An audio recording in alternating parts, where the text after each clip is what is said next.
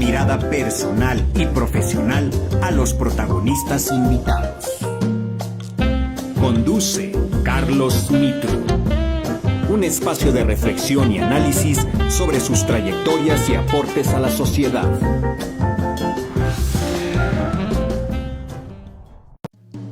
Cadena Radio MX presenta Retrato Íntimo. Una mirada personal y profesional a los protagonistas invitados. Conduce Carlos Mitru. Un espacio de reflexión y análisis sobre sus trayectorias y aportes a la sociedad.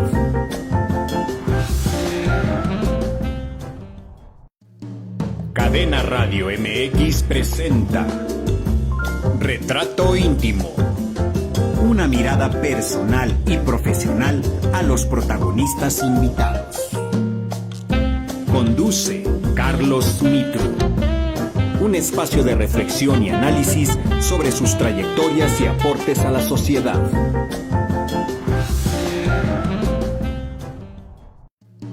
Cadena Radio. ¿Qué tal? ¿Cómo está mi querido público? Ya estamos aquí muy listos en Retrato Íntimo, Reflejos del Ser Sin Filtro. Ya estamos compartiendo el programa, los invitamos a que compartan el programa de esta tarde que va a estar muy interesante con un gran invitado de lujo, así es que síganos en nuestras redes sociales como Cadena Política MX, estamos en Facebook e Instagram y por supuesto también en YouTube como Cadena Radio. Y bueno, hablar de flamenco, hablar de literatura, hablar de docencia, son temas que esta tarde los vamos a abordar. Este retrato íntimo que tenemos, por supuesto. Pero antes agradecer a nuestro máster Fausto Muciño Durán por las facilidades para realizar este programa, a todo el equipo de producción, Jazz, Jos y por supuesto a nuestro amigo Charlie Olivares que están detrás de cámaras. Agradezco profundamente que siempre, cada 8 días, estén al pie del cañón para que el programa esté al 100. Y bueno, flamenco, destino y libertad. Tenemos de invitado a nuestro querido amigo y maestro Pablo Eterno de Madrid. ¿Cómo estás? Qué gusto, ¿eh? No, hombre, yo encantado de la vida, de compartir este espacio con un amigo del alma desde hace cuántos años. Y bueno, también del maestro Fausto, yo me formé con él. ¿Cómo crees? Y bueno, pues evidentemente con este hermoso auditorio que sin duda, bueno, va a ser una experiencia genial. Así es, pues hay mucho que abordar, mi querido Pablo Eterno de Madrid, porque eres escritor, eres bailador de flamenco, docente. Tu currículum es muy extenso porque ya son más de 20 años de carrera artística, no solamente en el Estado de México, a nivel nacional e internacional. Y bueno, platicar de tu carrera va a ser esta tarde un orgullo que nos cuentes todas estas facetas en las que te has desarrollado como artista, como profesionista. Pero antes de entrar de lleno, ¿qué significa para Pablo Eterno de Madrid el arte? ¿Cómo lo ha llevado desde su infancia hasta nuestros días? Avante, a flor de piel. ¿Cómo vive el arte el maestro, Pablo? Okay. Bien, pues el arte de entrada es algo vital, es uno de los impulsos vitales del ser humano, uno de los instrumentos primigenios de comunicación, evidentemente. Y bueno, pues la mejor manera de construir el arquetipo del ser, pues haciendo ya sea poesía, ya sea teatro, danza, música, es un lenguaje universal, obviamente, que desde el núcleo de las sociedades antiguas hasta nuestros días, pues ha sido el eje de rector, incluso más que otras ciencias, más que otros elementos, ¿no? Ok, pues hay mucho que abordar, mi querido Pablo Eterno de Madrid. ¿Desde cuándo el flamenco empezó a hacer cosquillita en tu vida? ¿En qué momento dijiste, de aquí soy? Porque creo que en la infancia y en la adolescencia, sobre todo en la adolescencia, cuando todo adolece, que empieza a doler, pero que se empieza a disfrutar precisamente este quehacer cotidiano, este descubrir de las 9 musas. ¿Cómo llega a tu vida el flamenco? Ok, bueno, pues en realidad venimos de una casta de artistas, abuelo pintor, mi madre bailarina de folclore mexicano. Y recuerdo que tomábamos clases allí junto a el torreón de rectoría, que hoy está ahí medio ruinoso un poquito, por los daños que sufrió el sismo. Justamente ese era el salón de danza, el de la compañía, y ahí estaban los primeros maestros que empezaron a llegar aquí a Toluca, y evidentemente pues ahí dije, yo me voy a meter, de repente me metí a las clases y demás. Tenía 6 años en aquel momento y pues yo incursionaba un poquito entre el folclore y el flamenco, ¿no? Obviamente, entonces a partir de ahí hasta acá, flamenco, irnos a España, vivir mucho tiempo también allá, estudiar allá, y bueno, pues hasta nuestros días. De ahí viene Eterno de Madrid. Sí, justamente. La palabra eterno tiene mucha simbología en el arte. ¿Qué representa para Pablo Eterno de Madrid?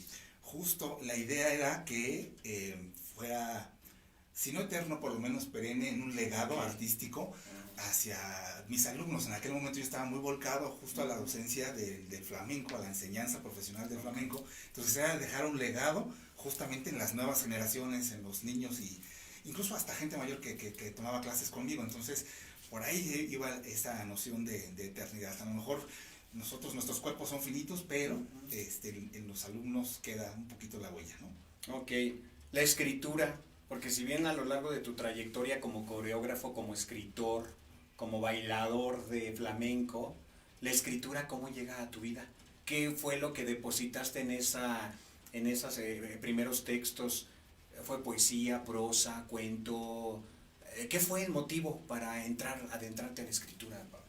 Muy bien, bueno, pues de entrada creo que la influencia de los padres es crucial. Mi padre siempre muy asiduo a leer, siempre tengo la imagen de mi padre con un libro bajo el brazo. Entonces, pues quien bien lee tiende a escribir, obviamente. Exactamente. Entonces, desde muy niño ya leía, me gustaba mucho todos los géneros, sobre todo géneros científicos. Yo no era así tanto de tú lo géneros científico. científicos y demás. Y bueno, pues me empecé a meter obviamente a hacer pequeños cuentos y para los amigos, ya sabes, ¿no? Cositas así. Y hasta los 16 años ya de manera formal publico por primera vez. A los 16 años aquí en el diario de Toluca. Y bueno, pues ahí empecé con poesía y con un estilo muy particular de poesía que hasta la fecha lo sigo haciendo. Mencionaste la familia, que a veces siempre creo que para los artistas es primordial la familia, o bien se vuelve una cuestión de ser autodidacta. Pero en tu caso, ¿cuál fue el libro que marcó esa historia? Porque finalmente todos los artistas tienen una historia a partir de la literatura, a partir de la música, de la danza. En la danza sí ahorita me gustaría que comentes a lo mejor quién fue como ese... has comentado la familia, ¿no? Ahorita recurrentemente, pero algún autor, algún bailador que te haya inspirado. Y en la escritura, ¿cuál fue el escritor o poeta, novelista que se metió mucho en esta personalidad en tu vida? Porque siempre hay un autor o un artista que entra, se fusiona. Claro. Fíjate, uno de los que más me vino a pues a dar contexto de lo que soy como persona y también obviamente como creador fue Federico García Lorca, con su romancero, con Casa de Bernarda Alba, tanto que lo he llevado 2 veces a escena en diferentes propuestas, y desde muy chico me tocó por ahí en algunos concursos escolares realizar estos concursos de oratoria y concursos también de declamación. No me iba tan mal y siempre agarraba Lorca, ¿no? Por el ritmo, la cadencia, los regionalismos obviamente que utiliza, y obviamente su modelo disruptivo de entender no una literatura, sino una forma de retratar las sociedades a través de su dolor y a través obviamente de su esencia. Y fíjate, curiosamente que mencionas a Lorca, también un hombre muy romántico, un hombre soñador. Recordé, por ejemplo, el viaje a Nueva York, ¿no? Y también la cercanía con nuestro querido Dalí y tantos otros personajes que influyeron precisamente en la vida de Lorca, y que Lorca a la vez pues ha influido en muchos artistas contemporáneos, en este caso como tú, que has incursionado no solamente en la escritura, has estado en la danza, en la coreografía, incluso en más cosas que queremos que nos compartas. Pero Lorca, hay una frase que te haya movido, un libro en particular, bueno, ya mencionaste algo, pero una frase que hasta la fecha, porque lo has montado, por ejemplo, tus obras también basadas en Lorca. ¿Qué fue lo que te movió de Lorca? ¿Su crudeza, su romanticismo, sí, creo que, su protesta? Exacto, lo mencionaste ahorita, ¿no? Esa etapa cuando Lorca llega a Nueva York, a partir de ese momento él cambió incluso hasta su personalidad, su forma de vivir, su forma de escribir. Exacto. Hay un antes y un después, es un parteaguas histórico en la forma en la que él retrata a través de la poesía. Y Pues yo no te puedo decir así como que una frase en particular, pero por ejemplo, Norma y el paraíso de los negros, cómo entender obviamente el tema racial. El flamenco siempre estuvo perseguido, claro, siempre fue expurgado desde los gitanos, entonces como que también ahí hubo un punto de identificación y bueno, también algún tiempo en la literatura me dio por escribir, incluso con esa misma métrica, con la intención obviamente de emular, obviamente con un estilo propio, pero hacer algo como el genio de Lorca. Él fue disruptivo en su época, en su momento. Exacto. Y ahora que hablamos que en un país que vivimos, en un país de rupturas sociales, sobre todo, y que más ahora, ¿cómo el arte ahora, el arte que tú realizas, tanto en la danza como en la escritura, cómo ha roto estos esquemas, estos paradigmas, que a veces es un enfrentamiento con temas sociales, con temas políticos? ¿Cómo enfrentas todo esto social a partir de tu poética, de tu arte? Pues es algo bien complicado porque, por ejemplo, en la literatura yo no escribo romántico, no escribo dulce, no escribo suave, de repente me dio como por una etapa de poesía negra, ¿no? Como los poetas malditos.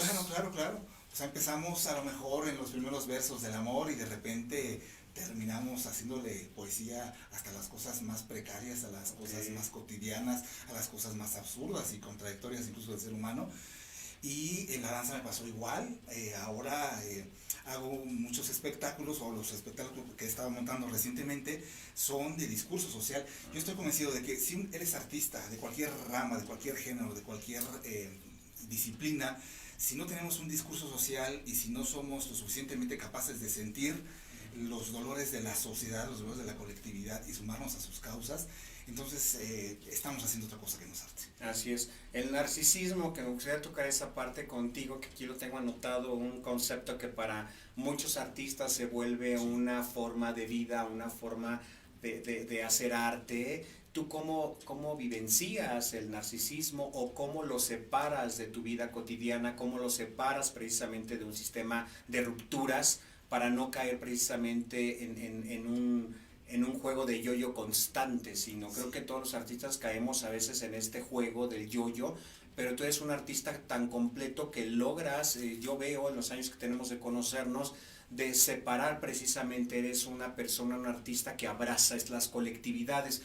Pero seguramente como seres humanos, a ti te ha pasado, a mí, a mucha gente, o a toda nuestra aldea global, todos los que habitamos aquí, ¿en qué momento separas precisamente el yo-yo de realmente de entrar a un proceso de colectividad, de abrazar? Porque no todos los artistas abrazan, hay artistas que son muy de rupturas, pero también juegan al narcisismo perfecto. Sí, sin duda. O al narcisista. Claro, o lo son, o lo son, patológicamente hablando. Exactamente. Bueno, pues es algo bien complicado porque a veces hay muchos analistas, por ejemplo, del arte, de todas las doctrinas del arte, en donde intentan separar al autor de la obra, o hay algunos otros que buscan fusionarlo. Y el romper el personaje con el ser, con la persona, desde el yo, desde el ello, incluso hasta psicológicamente, ya me gustó bien aquí, bien freudiano.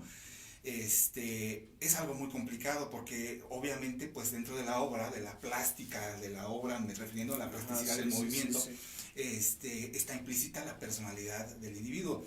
Y sí, particularmente en la danza es un fenómeno muy común, la egolatría, el centro de atención, ¿no? Pero en realidad es algo indispensable justamente voltear a ver a la sociedad y replicar lo que la sociedad a través de su discurso velado o no velado intenta expresar. A veces tenemos muchos problemas sociales, pero difícilmente podemos concretarlos y llevarlos a la palabra, materializarlos en escritos, en peticiones a las autoridades, lo que sea. Pero a veces, cosa rara, la danza, el lenguaje corporal logra hacer eso que no lo pudimos construir desde la palabra. Y creo que ahí es justamente donde he encontrado ese punto de transición para liberarme del yo. Suena muy budista quizás, pero por allá va, ¿no? Pues eres un artista muy completo y de verdad que me da mucho gusto que tú seas parte ahora de este programa Retrato Íntimo. Tenía muchas ganas de entrevistarte porque finalmente creo que conocer a las figuras no solamente en el Estado de México, sino a nivel internacional, que han dejado esa huella y que han aprendido precisamente a lidiar con un sistema social, con un sistema político o incluso con un sistema cultural. Sí, claro. ¿Cómo ves, Pablo, ahora el tema cultural en nuestro país? en el Estado de México? ¿Es un sistema que abraza, es un sistema de colectividades o el sistema gubernamental no le interesa el arte, no quiere saber del arte? Yo podría decir que a lo mejor los presupuestos son cada vez menos. ¿Qué es lo que sucede desde tu trinchera? ¿Qué papel juega el arte actualmente en nuestra sociedad? ¿Hay un papel importante o de plano no? Fíjate que hice un análisis hace poquito, hubo una reducción presupuestal, una caída al financiamiento del arte brutal del 27.3%, justamente para 2024, si comparamos desde 2022, o sea, 27% en caída de cultura en el Estado de México. Quiere decir que hay otras prioridades para el Estado y esas prioridades no están dentro de la cultura.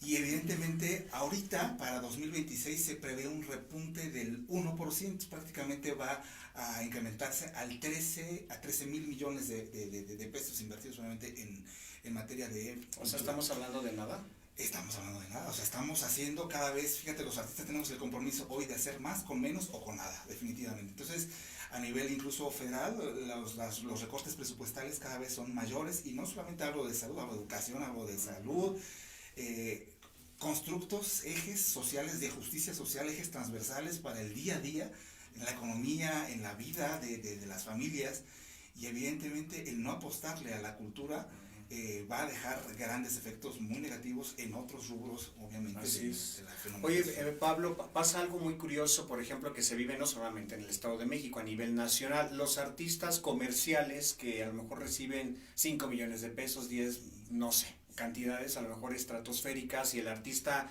local, el artista estatal o el artista que es internacional pero que no juega en estos papeles de televisoras importantes del país, reciben muy poco apoyo o nada, o prácticamente un lunch y gracias por tu participación. ¿Qué es lo que hace falta para fortalecer precisamente al artista local, al artista estatal, que incluso tiene, y me atrevo a decir, más escaparate en el extranjero, sí, claro, pero en su tierra no hay incluso presupuesto para ellos? Así es.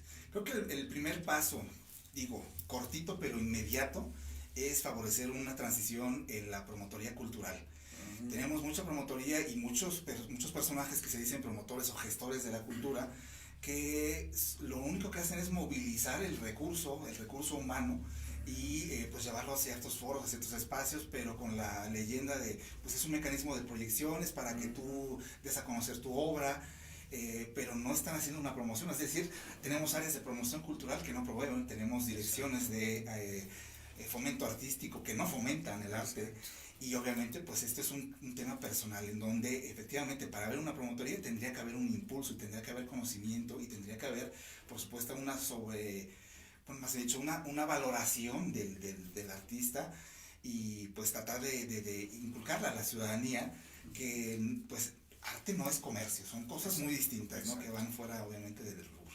Fíjate que en esta situación pues hay mucho que abordar, porque definitivamente el apoyo a los artistas, yo te lo creo a lo mejor cuando van iniciando su carrera, que a lo mejor las instituciones gubernamentales digan, bueno, es para que te des a conocer, pero ¿qué sucede cuando el artista ya, en el caso de nosotros, en el caso tuyo, pues ya tienen una trayectoria de más de 20 años, no puedes seguir la misma fórmula de, pues es para que te des a conocer? Pues no, porque ya me conoce la gente. Claro. ¿Qué es lo que faltaría entonces para que de verdad al artista que ya pasó por este proceso a lo mejor de foco en diferentes escenarios, pues ya reciba un dinero?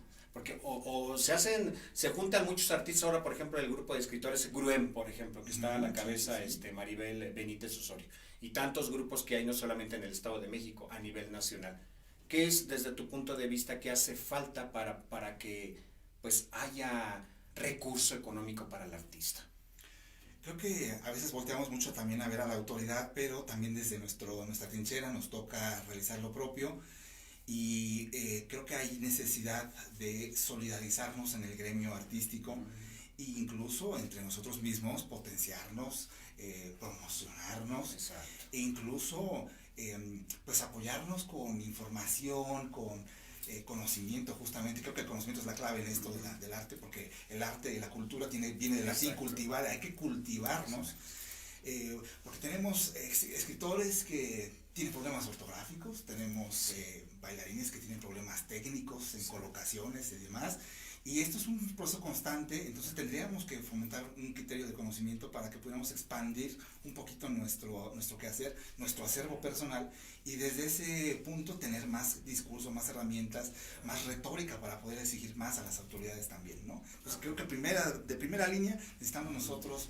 potenciar nuestro quehacer desde nuestro nicho. Y yo creo que muy importante lo que has comentado, porque definitivamente por eso a lo mejor no sé si esté bien o no decirlo, pero es por eso las autoridades lo ven como, pues son del montón, ¿no? Son escritores o artistas del montón, no, pues no les damos la importancia, porque también el artista local tiene que aprender a expandir su conocimiento, tiene que aprender a salir de su comunidad para que, y yo digo, alimentarse de mayor conocimiento para evitar estas cosas que tú comentas, sí, claro. Falta de ortografía, etcétera, o que tenga, ya voy al baúl. Ya que está tocando el tema del baúl, vamos a conocer la parte más personal de Pablo Eterno de Madrid. Ahí tenemos un baúl que, por cierto, viene de Tlapa de Comonfort, Guerrero, que lo he comentado aquí en el programa, porque es una tierra, sabemos que Guerrero y todos nuestros estados son maravillosos en riqueza cultural infinita. Sí. Entonces, veamos qué vamos a descubrir en la vida de Pablo Eterno de Madrid. Si bien tenemos que tocar el tema de la docencia, de la coreografía, pero también hay que irnos más allá a descubrir la parte íntima, la parte personal de nuestro protagonista invitado, por supuesto aquí en el Baúl de Mitro. Dicen que el pasado no se va, que vive en los rincones de la memoria. En esta sección abrimos juntos el Baúl de Mitro, ese espacio íntimo donde guardamos momentos que nos marcaron. Hoy te invito a abrir ese baúl con nosotros.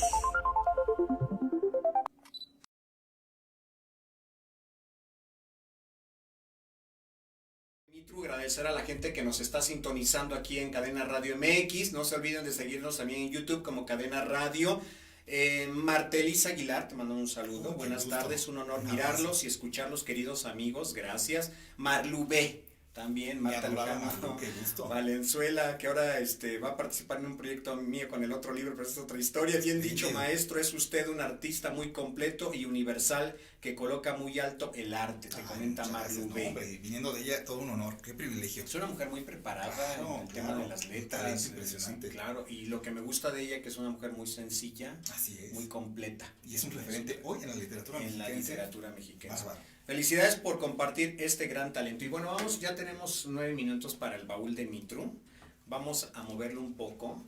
A ver qué dice. Gracias, mi querido Charlie Olivares, que siempre está ahí al pendiente, me encanta. A ver, una pregunta ahí, si quieres sacar acá del baúl. Ahí estamos. Ahí estamos. A ver qué dice la pregunta del día de hoy.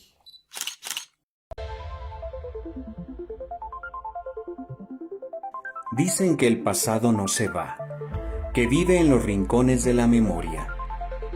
En esta sección abrimos juntos el Baúl de Mitro, ese espacio íntimo donde guardamos momentos que nos marcaron. Hoy te invito a abrir ese baúl con nosotros. Bueno, ya estamos acá nuevamente, tuvimos algunos errores técnicos, pero ya estamos, ya saben que tenemos un equipo maravilloso. ¿Cuál es la pregunta, mi querido amigo? Mira, la pregunta que me salió dice, ¿qué fecha no olvidas y por qué? Ay, mira, ¿qué fecha no olvidas y por qué, caray? Yo creo que serían 2 fechas, esencialmente. La primera, la más vívida, es cuando el Ballet Nacional de España me admite un único mexicano que ha andado por allá incursionando para modulares y formarme un poquito allá. Y pues en una edad muy corta me tengo que ir y tengo que tomar decisiones sobre mi futuro.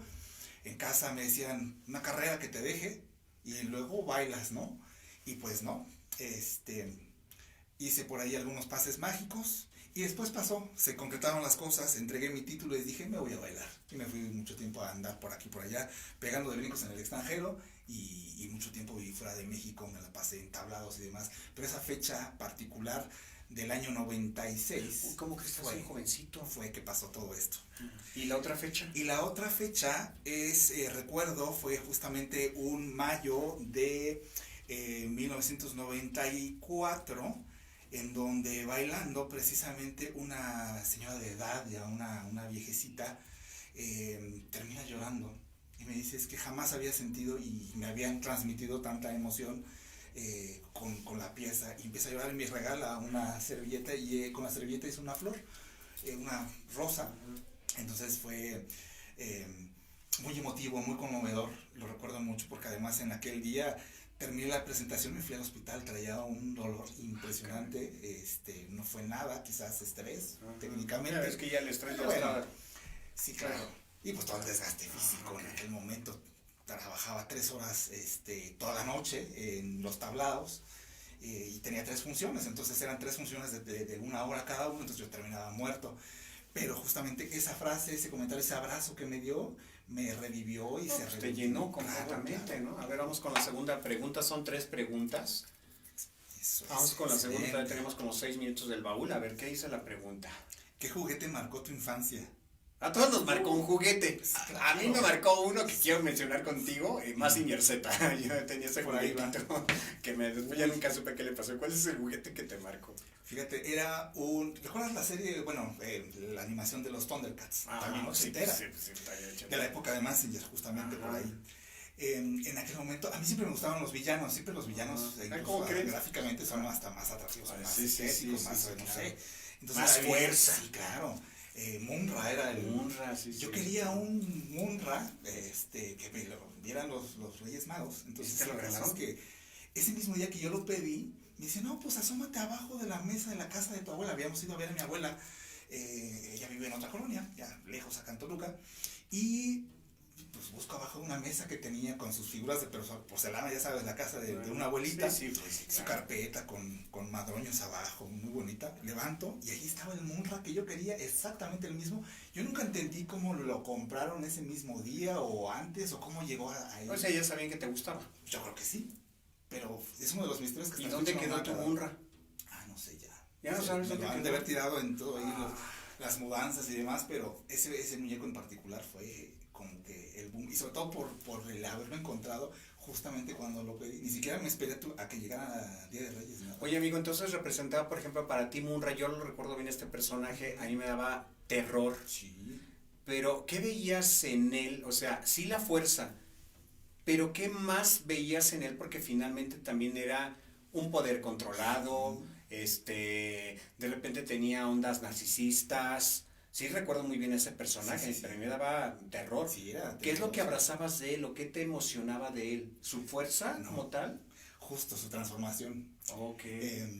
Salía de su sarcófago, invocaba ahí a los espíritus y de Muy repente camaleónico. se convertía, de ser una momia esquelética, se convertía en un Sí, fuerte, poderoso. grande y demás. Wow.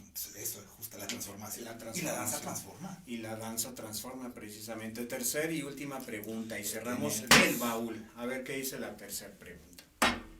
¿Qué promesa no pudiste cumplir? Uy, wow. ¿Hay varias o qué? Una particular. Una en particular. Sí. Recuerdo que aproximadamente en el 2004 me di a la tarea de ir a una casa hogar a dar clases de flamenco, de danza árabe y ayudar a las niñas de la casa hogar, huerfanitas obviamente, a hacer sus tareas de escuela. Y me agarraba pues por lo menos 2-3 días a la semana, los fines de semana eran íntegros dedicarlos allá, no estaba yo en mi casa, no tenía hijos, nada. Y yo les prometí, sobre todo a un par de niñas, a una en particular recuerdo mucho, chiquita de como de 8 años, 9, que yo iba a regresar por ella. Que ella me decía papá, obviamente, pues a la cercanía, y nos llevábamos y nos poníamos a jugar y todo este rollo.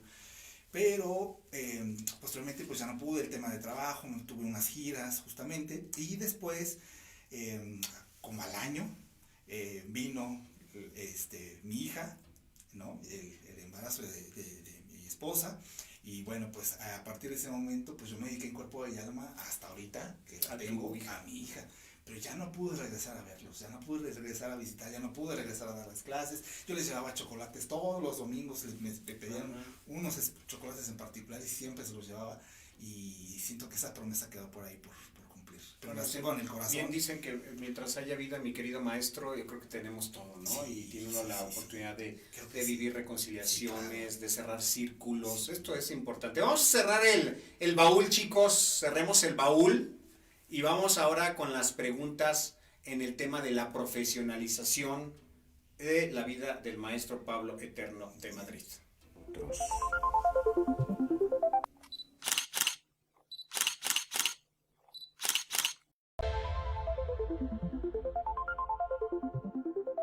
Dicen que el pasado no se va, que vive en los rincones de la memoria. En esta sección abrimos juntos el baúl de Mitru, ese espacio íntimo donde guardamos momentos que nos marcaron. Hoy te invito a abrir ese baúl con nosotros. Hemos cerrado el baúl y continuamos con la querida y hermosa vida de nuestro amigo protagonista de esta tarde. La docencia, que sin duda ha formado también parte fundamental en tu vida, no solamente como alumno, que creo que todos estamos en ese proceso de ser alumno y luego a docente. ¿Cómo vivías tu vida como alumno, ya sea dentro de tu carrera o en la prepa? Y ahora, ¿cómo la vivencias con tus alumnos? ¿Cómo ha cambiado el modelo educativo de hace 15, 20 años al actual? Oye, radical. Yo me recuerdo, siempre llegaba preparado, leído, siempre he sido fan de leer y de consultar siempre otras fuentes. Tuve una etapa así muy ñoña, obviamente hasta sigo estudiando, apenas acabo de terminar un diplomado, y siempre muy ñoño. Pero no logro aparejar estos mismos criterios. Hoy lo platicaba con compañeros docentes en sala de maestros y les decía, bueno, más bien dicho me decían ellas a mí, pues es que ya todos se lo sacan de la inteligencia artificial. Y sí, bueno, nosotros afortunadamente nos tocó todavía incluso ir a la biblioteca, las máquinas. Tener nuestras hojitas aquí. Sí, claro, y construir de cero, ¿no? Proyectos, trabajos, actividades. Y bueno, pues darles un plus de calidad y un estilo, lo que tú gustes y mandes. Pero ahora ya no. Entonces, lo que tenemos que tratar de impulsar son experiencias, justamente, ¿no? Para que la educación se vuelva atractiva, pues tiene que involucrar experiencias, no solamente contenido y el factor humano. Hemos despersonalizado y deshumanizado mucho la educación.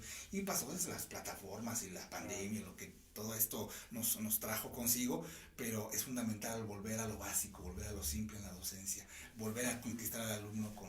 Exacto. ¿Crees que a partir de la pandemia sí hubo este cambio, esta transformación, pero ha abonado para bien la tecnología? ¿Cómo lo has moldeado para que las nuevas generaciones de alguna forma se abracen a un sistema que a nosotros nos funcionó? A lo mejor la tecnología tiene algo de positivo, pero que también pues nos deja en el olvido, no nos deja como hombres y mujeres pensantes, porque todo nos lo soluciona la inteligencia artificial, la internet, yo digo el Google Dios. Sí. Entonces, ¿cómo ahora, cuáles son tus dinámicas de trabajo como docente? Y ahora, ¿qué les inculcas a tus alumnos? O, pues para que de alguna forma sigan pues ese sistema que llevábamos nosotros, a lo mejor ahora ya recargado, ahora ya con la internet, pero ¿cómo logras encontrar un punto medio? De equilibrio. Sí, claro. Sí, yo no satanizo las tecnologías de la información y la comunicación, al contrario, son complementarias, pero son una herramienta, jamás vamos a poder reemplazar el factor humano. Y pues mis modelos pues son un poquito haciendo emulación de los recursos de los filósofos, de los sofistas, ¿no? Un poquito hacer, a veces me los saco de clase, hacemos peripatética, a veces hacemos forum, sesiones tipo seminario, hablar, platicar, dialoguemos. Ustedes chicos saben cosas que yo no sé y yo sé cosas que ustedes a lo mejor no saben. ¿Por qué no construimos algo juntos? Y siempre con casos. Y vinculo las noticias, lo que está ocurriendo en el día a día, porque no podemos construir algo desde la ciencia si no va aparejado también desde lo que se está viviendo en la cotidianidad, en cualquier ámbito, social, económico, político, cultural, lo que sea. Todo sirve, ¿no? Hasta las noticias del fútbol, caray. Claro. Para construir obviamente un arquetipo también de cultura y que los alumnos tengan un background de información que les permita discurrir en su día a día. Pues no solamente en la escuela. Si nosotros nos centramos únicamente en el plano de la educación áulica, fracasamos también como docentes. Tenemos que preparar a enseñar para la vida. Así es, la libertad, que es un concepto que hoy en día está como en juego, a hablar de la libertad, porque si bien pues me puedo regresar lo que decía Eric Fromm, el miedo a la libertad. ¿Cómo se vive la libertad? ¿Cómo vives tú la libertad a nivel personal, a nivel profesional? ¿Y cómo inyectas esa libertad en tus alumnos? Ok. Bueno, de entrada, siempre la libertad ha sido, pues, una aspiración, es muy difícil concretarla, jamás hemos sido libres, tenemos un constructo estatal, una serie de normas en las que nosotros cedemos nuestra autonomía, nuestra capacidad de autodeterminación, incluso jurídicamente pues estamos constreñidos en una carta magna, pero finalmente la libertad para mí justo está en la creación, en desarrollar, en poder poner colores, ritmos, sentidos a lo que hacemos, ya sea en la danza, ya sea en la literatura, ya sea en la docencia, y poder incorporar nuevos recursos, nuevas técnicas, ¿no? Y pues eso para mí me hace libre, me emancipa de incluso hasta de mí mismo, ¿no? Experimentar. Entonces creo que es algo así como muy autopoyético. Ok, vives la libertad. Hablabas, por ejemplo, de nuestra Carta Magna, que a veces nos limita en muchas situaciones esa libertad, pero yo considero que la libertad la podemos dividir en tres facciones de nuestro ser: la libertad emocional, la libertad mental, la libertad física. ¿Consideras que de estas tres libertades que te estoy mencionando hay una libertad que sí está como ave fénix y va y viene sin importar carta magna, esto, aquello, lo otro? O bien esta onda de lo que decía las buenas costumbres, ya se me olvidó este señor. Carreño. Ándale, de Carreño. Seguramente tú has soltado esa libertad, o sea, yo la he soltado en la escritura, o incluso en algunos momentos he tenido libertades momentáneas físicas. Pero ¿cuáles son en específico esas libertades a las que te has dado permiso como artista? Creo que el artista tiene más oportunidades, más facilidades de ser libre que una persona común. Sí. Tú no eres una persona común, eres un profesional y aparte eres un artista. Entonces, como artista, veo y siento que sí puedes tener esa oportunidad de volar. ¿Cómo disfrutas esa libertad? ¿En qué aspecto te has sentido libre como el viento, sin ninguna restricción? El único momento es siempre en el escenario. En el escenario. Sí. Ni siquiera en el ensayo, en el escenario. En el escenario. Hay algo que te confieren las luces, los cenitales, todo esto, el escenario en sí mismo, que te confiere pues justamente esa libertad, esa capacidad de ser tú, tu verdadero yo. Hace no mucho tenía una plática por ahí con un filósofo, ¿no? Y le decía, bueno, yo tengo creo que dos personalidades, Pablo Eterno de Madrid y pues Iván abajo, ¿no? Okay. De todo. Si no, tu verdadera personalidad es Pablo. Es Pablo. Esa es tu verdadera personalidad, porque ahí eres lo que eres, lo que realmente eres, lo que quieres ser, lo que soñaste ser, como quisiste volar, allí está. Y sí, es el momento que te empodera. Yo antes de subirme a un escenario, después de salir del escenario, soy otra persona completamente distinta, creo. Okay. Y ahí es donde vivo la libertad. Mira, ahorita me dejaste ahí, ay, qué bueno que tocaste ese punto. Mencionas a Iván, mencionas a Pablo. Todos los artistas tenemos como esa dualidad. ¿Cuál es el que habita más en tu cuerpo, en tu mente y en tu espíritu? ¿Iván o Pablo? ¿O a Pablo lo dejas más guardado porque nada más está en los escenarios? ¿Quién vive más? ¿O los dos viven? Okay. Creo que últimamente es más Pablo, definitivamente. Okay. ¿Por qué? Porque le he dedicado, ya tendrá por ahí más de 10 años, 15, que me he dedicado más a cuidarme, pues no es el culto al cuerpo, es el culto a la danza, a la entrega, al público. El respetable siempre es nuestro principal eje transversal. Entonces creo que es el que más aflora, ¿no? Y es el más fuerte. El otro, pues a veces es el que se dobla ante las instituciones, ante las instancias, ante los requerimientos y puede ceder, pero Pablo no. Pablo no. A mí me encanta. Te voy a decir una cosa, Pablo Eterno de Madrid, a mí me encanta tu personalidad porque es una personalidad única. Es una personalidad irresistible para otros artistas también, que pocos logran moldearse esa personalidad, y creo que te ha ayudado mucho todo este sistema, no solamente de creencias que tenemos de nuestros ancestros, de nuestros padres, abuelos, sino también de lo que te has abrazado con la literatura, con la danza, y te ha forjado y eres un hombre fuerte. Yo así te percibo, pero no de ahora, desde que te conozco. Cuando yo hago de una forma yo me sentía gris, yo te veía pleno. Entonces, así es como te percibo yo y de toda la vida. Entonces, ¿qué les parece, chicos, para conocer del cómo el maestro Pablo Eterno de Madrid tiene esta fuerza no de ahora, sino de siempre, pues conozcamos su a contraluz, porque queremos descubrir secretos y esperemos que con Pablo nos toque alguna onda picosa, de pregunta picosa, candente, ojalá que te toque a ti, a ver qué sucede con a contraluz con Pablo Eterno de Madrid. Hay momentos en que la luz no da de frente, sino desde atrás. Y es justo ahí donde descubrimos el verdadero contorno del alma. Vamos ahora a contraluz. Ya estamos, chicos, de regreso. Agradecemos que compartan el programa. Y bueno, tenemos aquí con nuestro mi querido maestro 4 colores. Siempre van a ser los 4 colores: azul, rojo, amarillo y verde. ¿Cuál es el color que a ti te mueve? El rojo, porque es el color del flamenco. El rojo, el flamenco. ¿En qué momento, por ejemplo, de tu infancia, adolescencia, juventud, que eres joven todavía, qué representa para ti el rojo en tu vida? ¿Es dolor, es pasión? ¿Qué es para ti el rojo? Ya dices que el flamenco, pero sí. ¿qué más hay? ¿Qué secretos guarda el rojo? Ok, es pasión, es intensidad, es erotismo, evidentemente, es disruptivo, es agresivo y por supuesto tiene mucha referencia de la temperatura, del fuego, del impulso vital, el fuego. Eres candente. Sí, claro. Eres valentía pura. Pues a lo mejor no valiente, pero temerario de repente. Ok. Eres, provocativo. Sí, bastante. Del 1 al 10, ¿qué número? Yo creo que un 11. No, del 1 al 10. El 10. No hay más. Sí, 1 al 10, 10. definitivamente. A ver, te voy a decir el 10. ¿Qué historia tuya no contarías nunca, pero debería saberse? Que lloro demasiado en los ¿Cómo ensayos. crees? En los ensayos me desplomo. Nadie sabe, todos ven pues una figura, un personaje también, pero atrás de la escena, por ejemplo, del último proyecto que traigo, que se presenta este domingo 26, perdón. ¿Dónde te vas a presentar? En Casa de las Diligencias. Este En la domingo. Universidad Autónoma, sí. El domingo 26 vamos a estar por allá, estrenando Amuletos. ¿A qué hora te vas a presentar? A las 2 de la tarde. A las 2 de la tarde en Así Casa de es. las Diligencias. Gratuito, entrada libre, cáiganle, va a estar buenísimo. Ok, perfecto. Pero todo lo que está detrás, hay mucho dolor. Hay muchas cosas que me duelen, muchísimas cosas que ¿Qué es lo que te duele? Una. La injusticia social. La injusticia social. Bueno, dejémoslo ahí con la injusticia social. ¿Qué otro color eliges? Azul. Azul.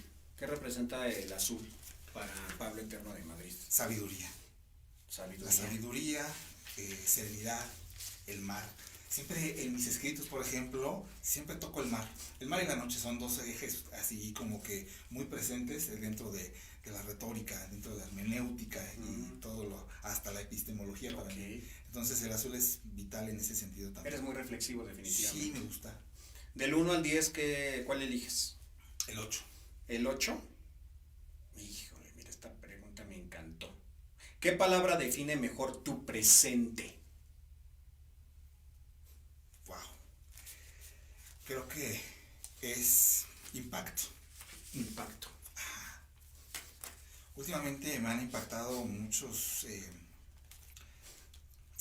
discursos de la propia sociedad, por eso es que estoy tratando de retomar en estas propuestas últimas escénicas aspectos. Por ejemplo, hace no mucho presenté La Rosa Negra, que hace referencia al género, a la mujer, la reivindicación de la lucha histórica de la mujer, que si hay un adeudo social, no me refiero solamente a las instituciones o al falocentrismo y demás, es todo un contexto, incluso hasta capitalista. Me duele, obviamente, por ejemplo, las causas indígenas. Hoy estoy trabajando proyectos de investigación con alumnos sobre indigenismo. Los míos, cuando me titulé, fueron también sobre el fenómeno. Y todavía los indígenas están en boca de todos, pero en manos de nadie. Y eso es un problema institucional y social grave.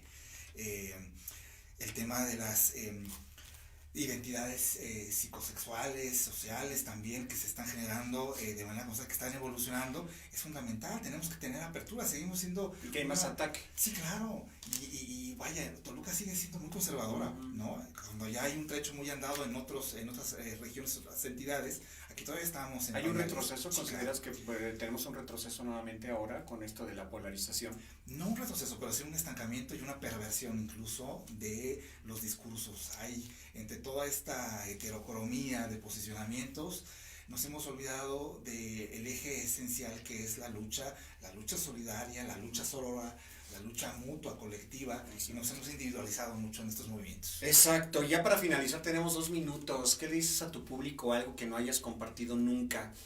¿Qué dices en 30 segundos al público, a ti mismo, ahora que tienes aquí el micrófono? Que necesitamos consumir más arte, que necesitamos consumir más a nuestros artistas locales, que necesitamos narrar, por ejemplo, la identidad mexicana también desde España, no lo podemos dejar fuera. Y hoy las autoridades le han dado mucho el enfoque hacia la cultura nacional, pero la narrativa no está completa. Consuman flamenco, consuman literatura, consuman arte. Así es.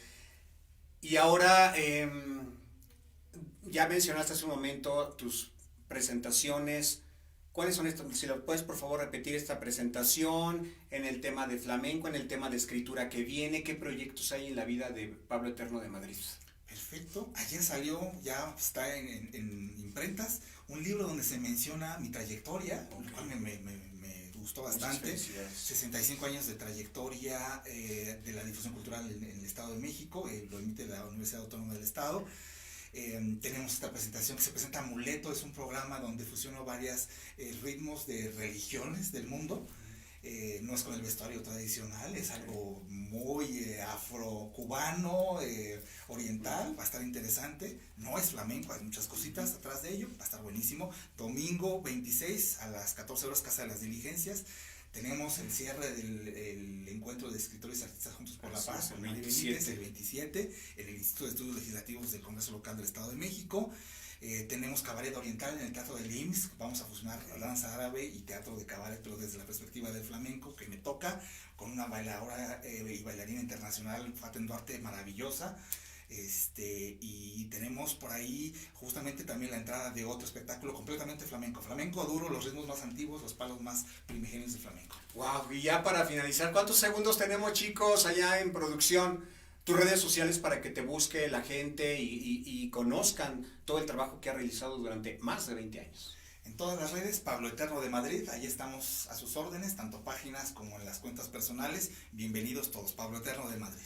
Mi querido Pablo, muchísimas gracias. Qué honor, no duró estos 45 minutos contigo. Chulada, me hiciste mover vidas.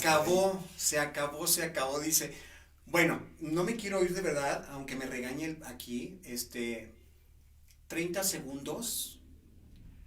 ¿Cómo te defines, Pablo Eterno de Madrid, para retirarnos el día de hoy de este homenaje a tu carrera? Porque los homenajes deben de ser siempre en vida. Hay mucho camino por recorrer, mi querido maestro, pero 30 segundos y nos vamos. Ok, irreverente, inflexible, implacable, disciplinado, honesto, crudelísimo, okay, sincero. Perfecto. Eso. Y con esta sinceridad y con este gran profesionalismo del maestro Pablo Eterno de Madrid, nos despedimos y los esperamos el siguiente jueves en punto de las 5 de la tarde con otro retrato íntimo de artistas de lujo aquí cada jueves. Yo soy Carlos Mitru y los esperamos en Retrato Íntimo. #Reflejos del Ser Sin Filtro. Hasta la próxima.